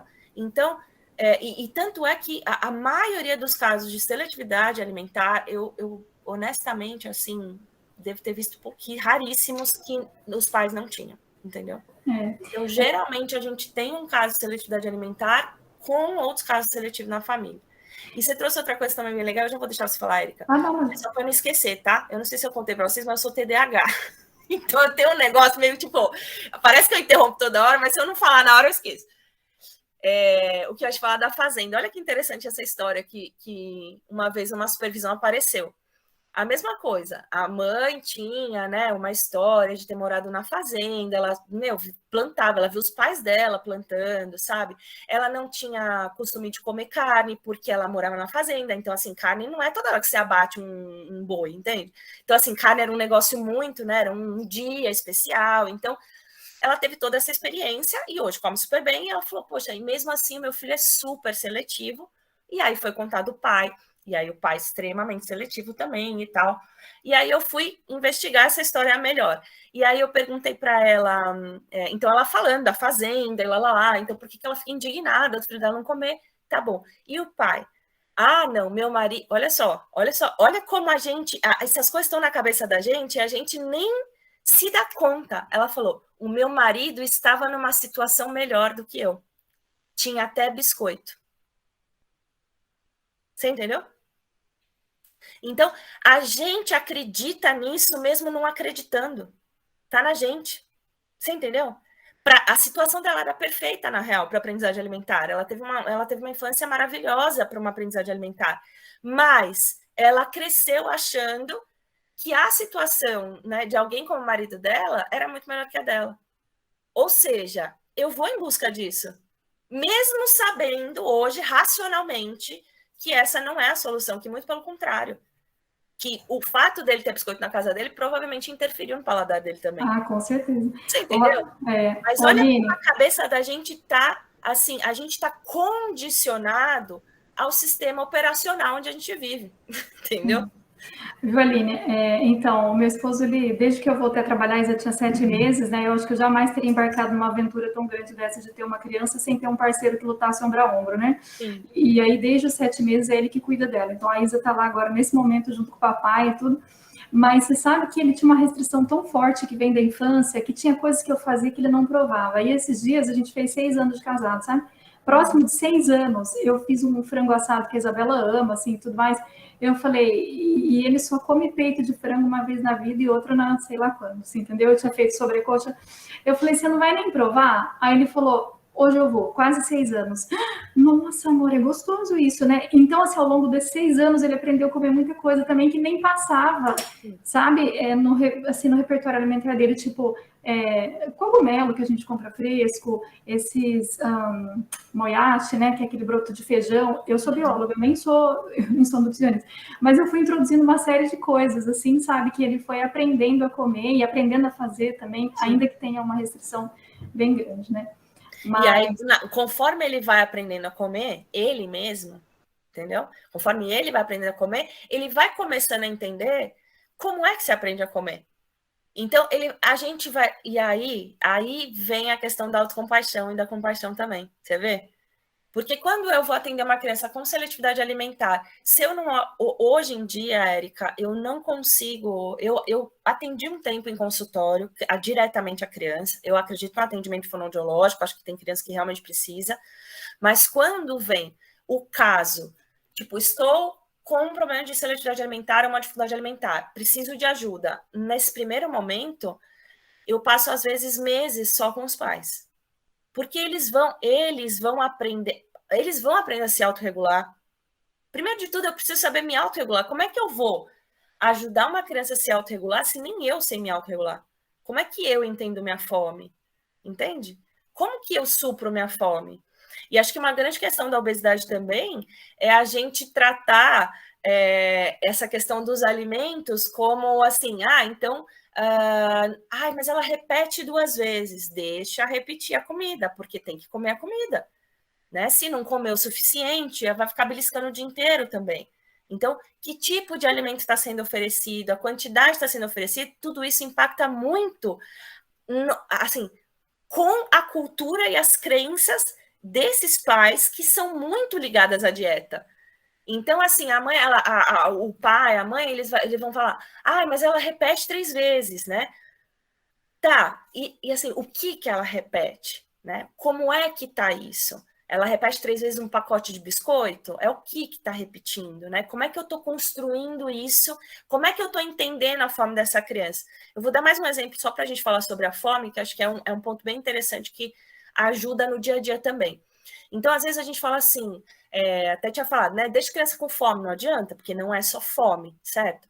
Ok, mas durante o dia a gente consegue enxergar a rotina dessa criança como um ritmo, entende? A gente percebe que existe um ritmo. Acorda, tá com fome, brinca, descansa, come de novo, enfim, qual é o ritmo? Qual é o ritmo dessa criança? E aí teve um caso, esses dias aí, também numa supervisão, que foi interessante também. Então, veja só, uma criança, uma criança de 2 anos e meio, que acordava às 5h30 da manhã, 5h30 da manhã, aí 8h30 da manhã, então 5h30 da manhã ela tomava uma mamadeira de 210 ml, 8h30 da manhã ela tomava um café da manhã, e aí ela gostava de comer Danone, bisnaguinha, umas coisas nada a ver, e nada a ver, eu digo assim, umas coisas ultraprocessadas, tá? E aí, 11h30, ele tinha que almoçar para ir para a escola. E aí ele não estava almoçando, e aí na hora do banho para ir para a escola, ele pediu um leite. Então a mãe falou, puxa, isso tá me angustiando. Então, olha só, é engraçado, né? Porque às vezes eu falo, a gente vem com a queixa do tipo, meu filho não experimenta nada. Aí a criança começa a experimentar. Você faz um trabalho. Se você olhar só superficialmente, você fala, tá bom, vou te ensinar como é que faz a criança experimentar. Aí a criança começa a experimentar, mas ela continua não comendo na hora do almoço. E é isso que angustia a mãe, no final das contas. Né? Então, vamos direto para o ponto. Vamos entender a fome dessa criança. Então, olha aí a responsividade, a individualidade, a autonomia, né? A comensalidade e a própria nutrição. E aí, beleza. Então, vamos entender a fome dessa criança. Definitivamente na hora desse almoço, 11h30, ela não tá com fome. Então, se ela tá deixando o prato inteiro 11h30, ela não tá com fome. Ela comeu 8h30 da manhã, é bem antes, 8h30, 9h30, 10h30, 11h30, 3 horas. Será que ela é uma criança que precisa de um tempo maior de digestão? Será que... Vamos fazer um teste, então? Então, veja só, tinha um monte de coisa para mudar, tinha um monte de coisa para arrumar. Mas a primeira coisa é que ela não estava comendo a refeição principal, e esse é o principal para ela. Porque, tudo bem, ela estava comendo o lanche, mas no lanche tinha muito ultraprocessado, a ideia não é essa. O que a gente combinou? Falei para ela, será que você consegue? Ele acorda às 5h30. Vamos tentar dar o café da manhã às 7 horas? E aí o almoço vem às 11h30? Acho que dá para tentar. No dia seguinte, ela me mandou mensagem, eu mandei mensagem para ela, né? E aí ela me mandou a fotinho do prato, mostrando que ela tinha dado café da manhã às 7 horas, na hora do almoço ele tinha comido praticamente todo o prato e não tinha pedido leite na hora do banho. Você entendeu? Por uma simples adaptação. Se a gente fica na cabeça, tipo, tem que comer de 3 em 3 horas, essa é uma orientação que nunca ia vir, entende? Aí eu ia poder, sei lá, os profissionais acabam culpabilizando a mãe, sabe? Tipo, você não tá dando, se esforçando o suficiente, tal. E muitas vezes a gente precisa entender quem é aquela criança. O meu mais velho, se ele comia uma bala, 11h30, meio-dia ele não almoça. Até hoje ele é assim, na real. Não almoça. Pode ser assim, tipo um pedaço de biscoito. Não perde a fome completamente. Então, o organismo, né, e essa individualidade, ela se dá muito na fome. E tem crianças que vão precisar de repetir o prato. E é melhor que elas repitam o prato. E eu vou trabalhar melhor essa fome. Então, se ela está repetindo o prato, o que veio antes? Como é que isso veio antes até chegar aqui?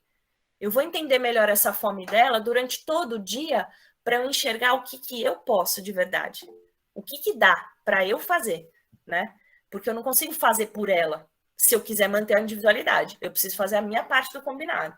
Então, aí é o quando eu vou oferecer, em que horário, o que eu vou oferecer. Então, ela repete o prato, ela precisa de bastante comida, mas o que ela come? Né? O que eu vou oferecer ali? Isso vai ser muito determinante também. Então, a gente dividir as responsabilidades na hora da refeição é uma das ferramentas muito importantes também. Então, eu já falei 2 coisas aqui importantes, entender a fome da criança e entender não é deixar passar fome, é entender mesmo, é tipo assim, até que horas ela fica sem pedir comida? Você não sabe ainda? Tenta no final de semana. Ela acordou às 5h30, tomou leite, até que horas ela fica? E às vezes a criança não vai falar que está com fome. Uma criança pequena não fala, eu estou com fome. Ela vai ficar irritada, ela vai começar a abrir a geladeira, ela vai começar a pedir de biscoito, ela vai enfim, ela vai te dar outros sinais. Então, daí vem o que eu chamo de comunicação na hora da refeição, né? Que é essa observação atenta desses sinais. Eu levantei, assim, eu até tenho bastante coisa para falar disso daí, mas eu queria fazer uma pergunta bem objetiva. Tá. Que eu acho, você falou, quando a criança alguém vem procurar porque a criança está com seletividade alimentar, ou quando tem uma criança com seletividade alimentar, os pais também têm. Tem alguma classificação que você põe, assim, ou que, né, você, depois de ter visto tudo isso, o que você classifica como uma criança com seletividade alimentar ou um adulto assim? Porque, assim, quando a Érica estava falando, porque a gente almoça em família e tudo mais, eu percebo que tem algumas situações. Então, tem situação em que você percebe que tem muita coisa para arrumar, né, assim, que tem ultraprocessado na família, que, né, a convivência é aquela, não tem uma antecipação dos pais muito em se preocupar em já ter alguma coisa pronta nessa hora da fome, então muda os horários. Mas tem também o outro lado, de pessoas que já estão super atentas a isso, comem em família, cozinham com os filhos e ainda assim o Sim. filho fala, não, isso eu não gosto, não, isso eu não quero. Que é o que eu acho que, assim, é um número bem grande de pessoas, Sim. né? E até juntando com essa história de cultura e com redes sociais, existe a cultura agora da rede social, né? Que ela vem assim meio que embolada, devorando todo mundo. E muita gente, por exemplo, no meu Instagram aparece bastante patrocinado, né, de seletividade alimentar. Então, é aquela chamadinha do tipo, seu filho é seletivo? Aí você já fala, meu é. né? Porque qual que não é, né, gente? Que filho que come tudo que se oferece, né? Desde sempre. E depois de uma certa idade, porque uma coisa é a criança dentro da bolha da família, outra coisa é a criança quando ela participa da cultura dos amigos e tudo mais, né, em idade escolar. Então, você já dá aquela pescada. Assim, acho que eu entendi sua pergunta, tipo assim, quando é... O que a gente considera hoje, porque a própria seletividade alimentar na literatura é um termo, sabe, que não é muito bem definido. Então, o que assim, por exemplo, no meu entendimento, eu pego o estudo do Kessner, que é dificuldade alimentar como um guarda-chuva. Então, se a família chega para mim e fala, eu tô, tipo assim, essa mãe que falou, meu filho tem seletividade alimentar, ela é uma mãe indicada para fazer um curso de orientação, entende? Porque o que a literatura divide, ela divide em questões orgânicas, então você pode ter uma criança que tem alguma questão no trato gastrointestinal, ou ela pode ter uma alteração do frênulo, né? Um freio curto de língua, que ela não consegue mastigar, ela cospe a comida, ela pode ter uma esofagite, ela pode ter refluxo, alergia, tudo isso vai impactar na aceitação de alimentos dela e na construção de comportamento alimentar dela. Ela pode ter questões que são sensoriais, ela não consegue lidar com textura, ela não consegue entender e perceber o mundo como a gente. Às vezes ela não consegue processar visualmente. E pode ter questão motora, então, dificuldade de mastigação mesmo, né? Questão muscular. Então, por exemplo, até crianças com síndrome, né? Por exemplo, síndrome de Down, que tem uma hipotonia, então, uma dificuldade de comer alimentos mais duros e tudo mais.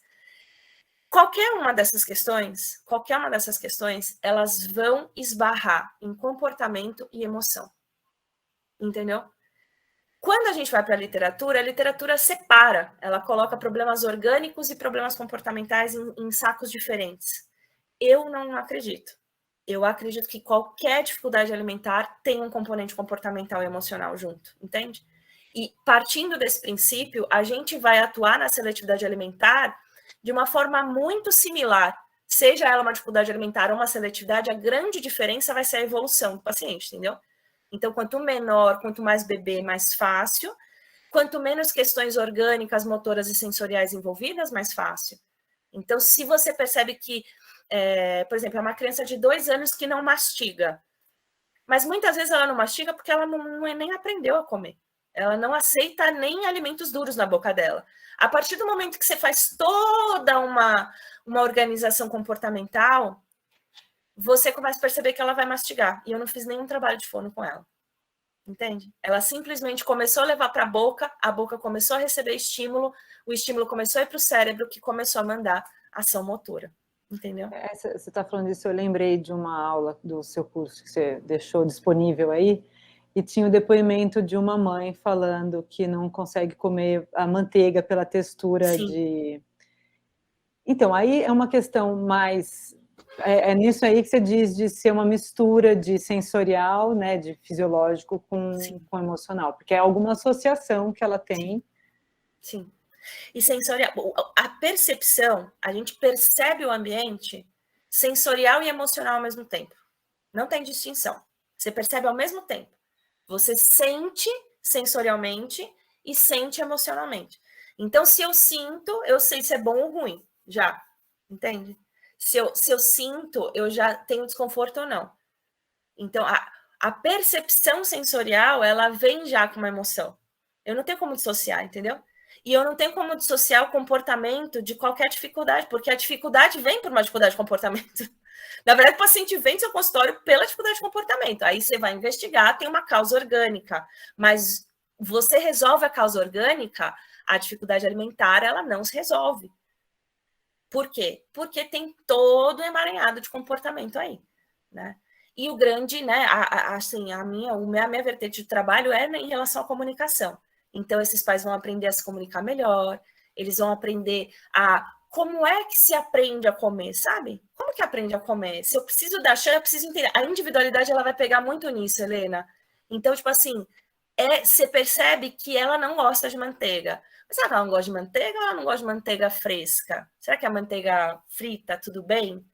Né? E acho que assim, uma das ferramentas mais importantes para as crianças maiores, para a promoção da autonomia, é a culinária, né? Sem dúvida nenhuma. É eu saber a quantidade de sal que eu coloco, E não é a culinária da receita, é a culinária da alquimia, entendeu?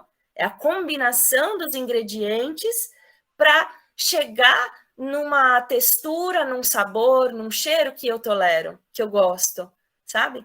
Então, eu acho assim, a gente está num momento agora transdisciplinar que a gente precisa começar, sabe, a enfrentar outros caminhos na alimentação, entendeu? É explorar a indústria com alimentos, infelizmente, industrializados, que têm texturas mais secas, mas que são mais saudáveis para essas crianças, porque a indústria já modificou. A gente tem, assim, o tanto de criança que está vindo com alteração de adaptação sensorial, oral, é muito grande. E isso vem, gente, é geracional, entende? Há mais de 100 anos a gente está com a indústria no nosso pé. A gente achar que isso não está interferindo nada no desenvolvimento humano, a gente tapar, né? A gente tapar os nossos olhos. Interfere, lógico que interfere. A gente oferecer... Os meus irmãos, assim, a gente tem hoje uma grande mudança, mas os meus irmãos, assim, são da década de 90. Eu lembro da minha mãe comprar todos os dias salgadinho, fandangos, comer miojo, hambúrguer. Os filhos dessas crianças, eles vão ter uma carga diferente, entende? A epigenética fala isso, né? Não está muito distante. Então, a gente querer que as nossas crianças hoje tenham um repertório alimentar fantástico, então a gente precisa investir na aprendizagem. A gente tem que ir para a escola, a gente tem que falar de pedagogia do comer, sabe? A gente tem que adaptar Piaget, Vygotsky, Feinstein, a gente tem que adaptar tudo isso para a alimentação. A gente tem que lembrar que comer se aprende assim como a gente aprende a falar, andar, sabe? Comer é muito difícil, né? E aí, acho que você deu um gancho legal. Se eu puder só voltar aqui na telinha, no slide. Eu sei que vocês estão querendo muito falar, mas eu vou voltar, tá? Ó, eu não vou conseguir falar tudo, mas tudo bem, porque a gente vai conversando e aí, no final das contas, a gente fala tudo. Essa árvore, vocês estão vendo minha tela? Sim, sim, estamos. Inclusive, Aline, a Thaís Locatelli Carrano, ela até tinha pedido para você colocar o slide novamente, acho que era o anterior, né? Ah, dá um print aí então, gente. Peraí. Eu acho que era da sua pirâmide. Uhum. Peraí. Ó, vou colocar ele inteiro, daí vocês dão um print, tá? Aí. E a Simone também pediu para você passar alguma bibliografia sobre o tema e tudo depois. Tá bom. Esse livro aqui, o de nutrição comportamental, ele é um dos livros que... Esse daqui, ó, do Alvarenga. Ele é um dos livros que eu não sei, eu queria saber qual é a área dela depois, porque daí eu posso indicar alguma coisa mais, sabe, direta. Ó, esse aqui é meu filho, o Nicolas, que eu falei. Então, assim, ele gosta de brócolis? Gosta, mas também ele vai ter esses dias, né? Alimentar uma criança é muito difícil. Então, comer é difícil, mas alimentar é dificílimo também. E aí, ó, as competências alimentares, né, que a gente está falando, então vamos desenvolver as competências? Vamos, só que olha o tanto de coisa que a criança desenvolve para desenvolver a competência. Então, eu falo que a raiz, ó, tá o conforto e segurança. Mas aí a gente vai ter desenvolvimento da autorregulação do comportamento, desenvolvimento neuropsicomotor, a própria maturidade fisiológica, as funções executivas, as funções cognitivas executivas. Porque olha só, quando a criança de 2 anos recusa um verde que está no prato, gente, ela olha aquele verde, a gente não consegue dar sentido para aquilo que a gente não consegue nomear. E eu acho que eu não sei de verdade aonde que foi que a gente perdeu. A gente se perdeu. Deixa eu tirar aqui. Então, assim, vocês estão conseguindo... Ó, dá um print também nessa árvore aí, que eu construí essa árvore junto com as minhas alunas, tá? Rodando o Brasil em 2019. A gente construiu essa árvore juntas. Então, o que a gente fez? A gente colocou as competências alimentares, são as frutas, mas para chegar na fruta, ó o tanto de coisa que se desenvolve. Ó, isso da atenção, ó, isso aqui é função executiva. Flexibilidade é função executiva, tá vendo? Ó, curiosidade, ó, se eu vejo um negócio diferente do prato, o que eu preciso fazer? Análise, comparação e seleção. Uma criança de 2 anos faz isso tranquilamente, tá? Ó, autoconfiança, autoconhecimento, antecipação. A criança desenvolve isso tudo, gente, né? E a gente muitas vezes está ali esperando que aquele ser pequenininho em desenvolvimento simplesmente saiba o que fazer, porque tem um negócio verde no prato dele que ele nunca viu, não sabe de onde é, não sabe o nome, não entendeu? É um negócio estranho. Né? Se você vê, eu vi uma vez uma história de uma mulher autista, olha que interessante. Ela contando como é que funcionava o processamento sensorial dela. Olha só que interessante, Helena, porque ela falava, eu não sou seletiva, eu não tenho seletividade alimentar, eu tenho um transtorno do processamento sensorial. A seletividade alimentar é como se fosse um sintoma, entende, do transtorno. Então, o que acontece? Ela falou assim, imagina que você recebe teu prato, e em cima do arroz tem um filé de frango, só que ele tá cru. E aí a pessoa que está na sua frente fala, não, aqui na minha casa a gente come filé de frango cru. Pode comer. E aí você fala, então, é que eu não como filé de frango cru. Eu realmente não consigo. Nesse momento, você pode até estar com náusea. Pode até estar te dando náusea. Aí a pessoa fala assim para você, ah, não, tudo bem, é só tirar e pôr no cantinho. E aí? Tá tranquilo? Tirar esse filé de frango cru de cima do arroz, colocar ele no cantinho e comer esse arroz, onde estava o filé de frango em cima dele? Vocês estão conseguindo entender onde eu quero chegar? Então, o que a gente precisa? A gente precisa de flexibilidade cognitiva, o frango cru pra gente não vai ter não vai dar, gente. Não vai dar para engolir, entende? Eu não sei quem aqui demorou para provar o primeiro sashimi, mas eu, assim, as primeiras vezes elas são meio tipo, nossa, peixe cru.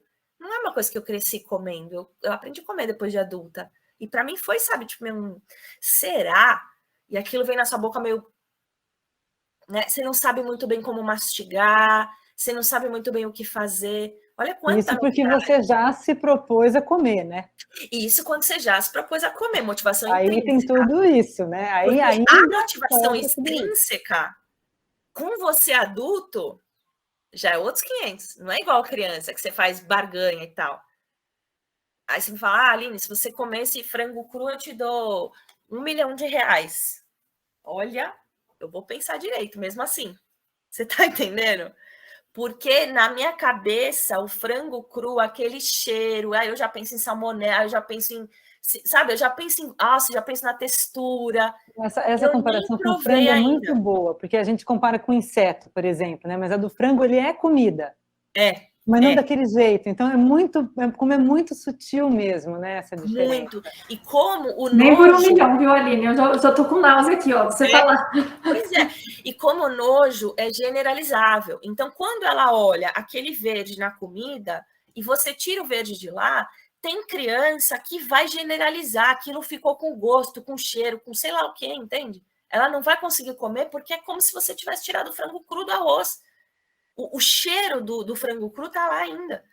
O arroz tá meio molhadinho, entendeu? Vocês estão conseguindo me entender? Então, é mais para a gente se colocar no lugar da criança, porque tudo para ela é novo. E por isso que, assim, acho que esse ano o maior insight que eu tive foi a alimentação é linguagem. A alimentação é linguagem. Então, tudo que a gente entende por alimentação, a gente tem isso, significados na gente. Então, o que a gente vê e não consegue significar, a gente não quer comer.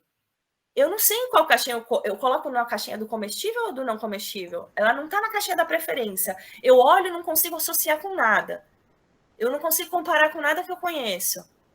O Aline chega a ser agressivo se você obriga a criança, né? A Helena falou uma coisa em certa ocasião, no começo do projeto, que eu tenho até hoje comigo, assim, às vezes a criança não come bem numa refeição, o pai fica ali, né, preocupado e tudo mais, sem pensar até que depois na próxima refeição ele vai comer, né, mas que a gente fica, não, a criança tem que comer e tudo mais. Tem pai que pega aquela comida que a criança não comeu no almoço e coloca na geladeira e depois oferece no jantar. Se a criança não comeu aquilo no almoço, como é que ela vai querer comer aquilo ali no jantar, né? Sim. Não está nem fresco mais. E aí, como que a gente tolhe a autonomia dessa criança quando a gente obriga que ela coma aquilo? Entendeu? Que agressão que é isso, né? E, infelizmente, né, eu até trouxe o videozinho, acho que eu vou aproveitar o gancho que você me trouxe para eu mostrar o vídeo. Eu vou mostrar o vídeo, porque esse vídeo ele mostra de uma forma muito simples, sabe? Vocês estão vendo aqui, não? Vocês estão enxergando? Sim. Uhum. Acabou? Acabei, pode já. Dá para ouvir? Ah. Não gostou da comida? Não, tava ótimo se fosse sem fome mesmo. Por que você pediu, então, se você tava sem fome? Você tá comendo aí, você vê que ele já tá satisfeito, então foi o que aconteceu aqui. Ah, então eu vou esperar pra você comer tudinho. Como assim? Você não vai sair daqui enquanto você não raspar o prato. Eu não vou sair daqui enquanto não raspar o... Amigo, isso é um absurdo. Sai daqui quando eu quiser. Inclusive, vou sair daqui agora, dá licença. Qual papelão você tá fazendo? Todo mundo olhando pra você. É isso que você quer? Hein? Chamar atenção? Não, eu odeio chamar atenção. Então, a única coisa que eu quero é ir embora. Não, sabe o que você quer? Você quer comer tudinho. É questão de maturidade, tá? Você pediu, agora come. Eu pedi, mas eu me arrependi. Não quero mais, quero ir embora. Olha aquele cara ali, ó, tá vendo? Comendo tudinho. Por que você tem que ser diferente? Você não consegue ser igual a ele, tem a mesma idade que você, todo comportado, todo forte, tá vendo? Ele é forte sim, porque come. Olha pra você, tudo flácido, todo mochibento. Poxa, come, cara, é pro seu bem. Deixa embora. Eu não tô entendendo o que você quer, mas eu não quero mais comer. Entendeu? Já deu pra mim. Permissão para pousar. Cara, olha a merda que você fez. Tem que sair para um teste. Estou todo sujo de óleo agora. Eu não quero esta merda. Eu só quero ir embora. Não é óleo, cara. É azeite de oliva, bicho! Lavar essa boca, ficar falando besteira. Meu, que isso? Ela tá esperando, quase quebrou um prato. Cresce, bicho. Poxa.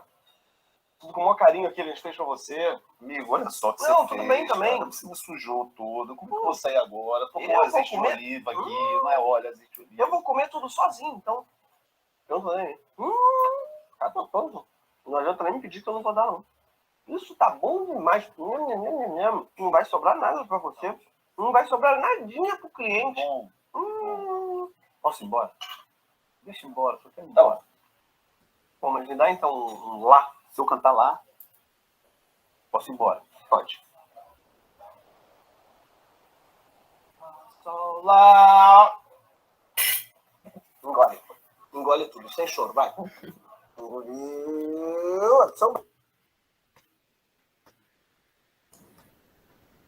Meu Deus do céu, nunca tinha visto esse vídeo, gente. Pelo amor de Deus, que é isso? Que tortura.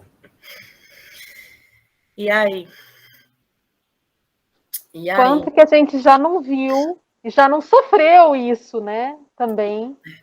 E então, a gente se identifica, né? Infelizmente a gente ri, mas é muito triste. É muito triste. Sim.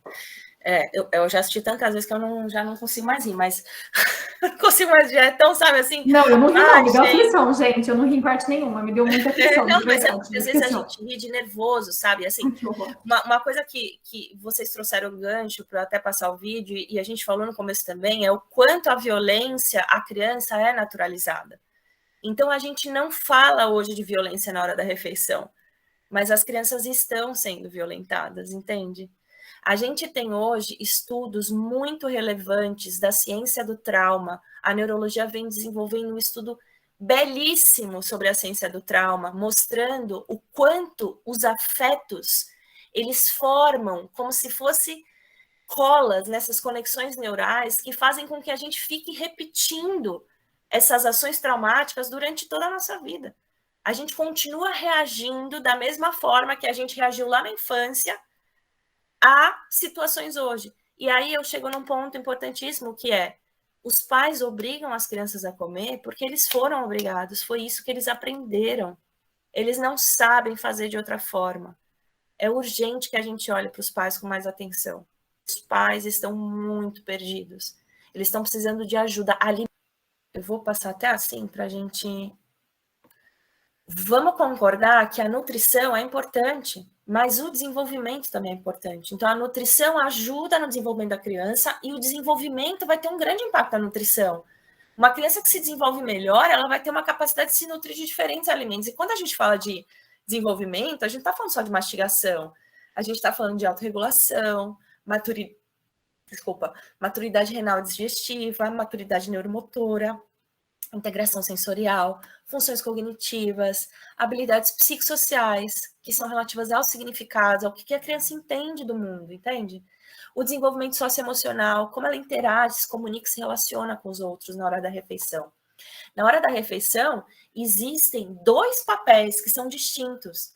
Muitas vezes, quando eu vou dar aula, eu pergunto quais são os desafios que vocês enfrentam com a criança na hora da refeição. E às vezes é tipo, não tem rotina, não tem cardápio. Isso é problema de quem alimenta. O problema de quem come é um. O problema de quem alimenta, muitas vezes, é outro. Então, eu tenho 2 atores importantes, que é um adulto e uma criança. E eu gosto de falar a palavra adulto e não pais, porque quando a gente fala adulto, a gente está lembrando que essas crianças comem em outros lugares. Elas comem na casa do tio, elas comem na casa das avós, elas comem na escola, elas comem na creche, elas comem em restaurante. E todos esses adultos que circulam em volta dessa criança estão oferecendo pistas culturais o tempo inteiro. Então, a sociedade tem que parar de achar que está ilesa, entende? Que, tipo, ela pode oferecer um docinho e que é a culpa da mãe se oferecer ou não, se a criança gosta muito de doce ou não. Né? Então, comer é um processo fisiológico inerente ao indivíduo, né? Ou seja, eu decido se eu vou comer, porque isso prevê que eu tenha fome, apetite, e eu decido quanto eu vou comer, porque isso também depende da minha fome, do meu apetite, da minha autorregulação e do meu prazer. Porque se a comida não estiver boa, eu posso até comer um pouco para matar minha fome, mas eu não vou continuar comendo. Ou, se a comida estiver muito boa, se for aquela comida, nossa, minha preferida no mundo, eu posso até ultrapassar a minha autorregulação por conta do prazer. Então, a gente sabe que essas pistas de prazer, elas ultrapassam a regulação do apetite. Tá errado? Não, isso é natural, é inerente ao corpo. Agora, a autorregulação é quando eu me permito ir além e não ir além, dependendo desse autoconhecimento. É diferente do tipo, uma situação típica é assim, só vai comer a sobremesa depois que comer tudo. Gente, olha só, então, vamos lá, comer uma coisa, alimentar é outra. Eu queria olhar nos olhos de vocês, eu odeio ficar aqui. Eu não gosto de ficar sem olhar para as pessoas. Então, vocês imaginam a seguinte cena, só come tudo, só come as sobremesas depois que você comer tudo. Quantas de vocês não terminaram uma refeição gostosa e comeram a sobremesa e depois falaram, ai meu Deus do céu, eu comi muito, tô entupida. Porque a gente aprende que a gente tem que comer tudo e depois ainda comer tudo a sobremesa também. Se você observar o comportamento alimentar de uma criança, eu tenho 3 aqui em casa, no momento, né? Mas eu sou uma observadora, assim... Vocês vão ver... De que idade a que idade, Aline? Sobremesa... Tem que idade a que idade, eles? O Joaquim tem 5, daí a Laura, que tá morando com a gente aqui nesse momento agora, também tem 5, e o Nicolas tem 7. São grandinhos já. Eles já cresceram um pouquinho. Então, assim... Você vai ver que eles comem menos, um pouco menos, porque eles sabem que vai ter a sobremesa. E aí eu fico me perguntando, mas será que eu também não deveria fazer isso? Já que eu quero comer sobremesa, e eu, tipo, meio que já tô satisfeito da comida, entende? Porque é como se a gente fosse entendendo, tipo assim, o quanto cabe de comida e o quanto cabe de sobremesa, sabe? A criança faz isso, e a gente não. E aí, quando assim, os meninos desde sempre, assim, o Joaquim, por exemplo, com 2 anos, 2 anos e meio. Teve uma vez que ele saiu para ir numa pizzaria com outros adultos e tal, com a madrinha dele. Aí tinha um brigadeiro. Vai dar brigadeiro para ele e tal. Aí ele deu 2 mordidinhas e falou, não quero mais. Aí as pessoas que estavam em volta ficaram chocadas, nunca viram uma criança dispensar um brigadeiro. Aí, tipo, como assim? Não vai querer um brigadeiro? Aí, o que começam a fazer? Eu vou comer seu brigadeiro, hein? Aí, o que ele fala? Pode comer. E aí, fica todo mundo chocado. Então, o que é isso? É cultura, é crença nossa, que interfere, impacta no como as nossas crianças se desenvolvem. E quanto mais elas desenvolvem esse autoconhecimento, essa autorregulação, mais elas vão ter força para, naquele momento, falar. Então, por exemplo, o que eu ensino os pais, né, as famílias de crianças com seletividade alimentar? Eu ensino eles a empoderar as crianças, a falar, olha, eu tenho dificuldade de comer tal coisa. Eu e minha mãe, a gente já está trabalhando em cima disso, a gente já está indo na fono, a gente, enfim, né? Mas eu tenho dificuldade, eu não consigo comer. Porque muitas dessas crianças não vão conseguir comer mesmo. Muitas vão ter um transtorno sensorial, vão ter um transtorno orgânico, que aquilo vai ser muito difícil para elas e vai dar náusea só de pensar, entendeu? E aí, o quanto será que a gente precisa, sabe, ficar invadindo esse espaço da criança ou do outro? Então, assim, quando a gente está fazendo um trabalho individual, né, com a família, bababá, a gente tem uma cena. Quando a gente tem uma cena, por exemplo, de uma sala de aula, né? Vocês falaram que muitos professores assistiriam, tá? Quando a gente tem uma cena com uma sala de aula, 30 alunos, uma dessas crianças não come, será que fazendo ela se sentir pior, ela vai agir melhor? Será que eu falando para ela, tipo, você é fresca, não come nada, olha o seu amigo, come muito melhor, olha aí, você tá todo mochibento, igual fez no vídeo. Será que ela vai se sentir melhor e começar a comer? Será que é isso que vai resolver? Então, é urgente essa mudança de paradigma. A criança que não come, ela não aprendeu a comer. Então, eu não vou mais falar, essa daqui não come nada. Eu vou falar, o fulaninho está aprendendo a comer ainda. Esse tipo de abordagem, acho que vai gerar outros traumas, né, Aline, para a criança. Sim. Assim. Sim. E aí, Érica, a gente tem um problema super complexo, que é a exposição precoce à cultura da dieta, entendeu? Então, a gente vai ter a questão da seletividade alimentar ali diretamente relacionada à imagem corporal, à autoestima, entende? E aí a gente vai ver tudo isso despencando na obesidade. Então, a gente precisa enxergar isso urgente como algo do tipo, a gente precisa aprender o que fazer como adulto, não está dando para enxugar gelo, a gente fazendo isso direto culpabilizando as mães e as crianças. Eles não estão dando conta, eles não estão vivendo num ambiente favorável, as crianças não estão sendo inseridas numa cultura alimentar que favoreça a aprendizagem, elas não estão aprendendo, mesmo quando tem atividade de educação alimentar, geralmente é uma atividade de educação alimentar bem desconectada. Você vai ver as crianças brincando com glitter, com tinta, e elas não vão brincar com alimento que também faz balanço, assim como tinta, glitter e massinha. Então, a minha sugestão sempre é a gente, o máximo possível, ir para os espaços de natureza, propiciar ambientes sensoriais maravilhosos para essas crianças. Como elas vão aprender a lidar com a comida? Lidando com a natureza, lidando com a transitoriedade das coisas, lidando com os ritmos, com os ciclos, com da onde vêm as coisas. Se a gente desconectar as crianças da natureza, elas não sabem nem de onde vem. Elas sabem de onde vem o pacote. Elas não sabem de onde vem o alface. Entende? Então, sabe, assim, é realmente um olhar muito mais respeitoso e dedicado à aprendizagem. E é esse slide aqui, ó, os 4 Cs na hora da refeição. Aqui tem algumas referências, tá, gente? Então, a gente vai ver os 4 Cs da hora da refeição é do trabalho da Suzanne Morris e da Patrícia Junqueira. A teoria da autodeterminação que eu falei hoje, da motivação intrínseca e alimentação responsiva, é um trabalho super recente que está sendo feito com a Jo Cormack, da Katia Roweck. Essa daqui é uma psicóloga, essa é uma fonoaudióloga. Se eu não me engano, ela é nutricionista. E as competências alimentares, que já foi descrita pela Ellen Satter desde 1980, enfim. E a gente ainda aqui no Brasil ainda está patinando em relação a isso. E aí, peraí que eu já vou falar para vocês do print. Aqui, hora do print. Certo? Então, os 4 Cs. Eu começo pela conexão. Vocês estão vendo a bola maior azul? A bola maior azul é a primeira coisa. Não tem como eu ir para a competência, que é a bolinha menor verde, sem eu ter conforto. E quando a gente fala em conforto, a gente vai falar em conforto físico, emocional e mental. Aqui no conforto está a importância da autonomia. Olha a motivação intrínseca aqui, ó. Tá vendo? Quando a gente tem conforto, a gente já vai poder abordar confiança. De que forma? Pertencimento, responsividade e encorajamento.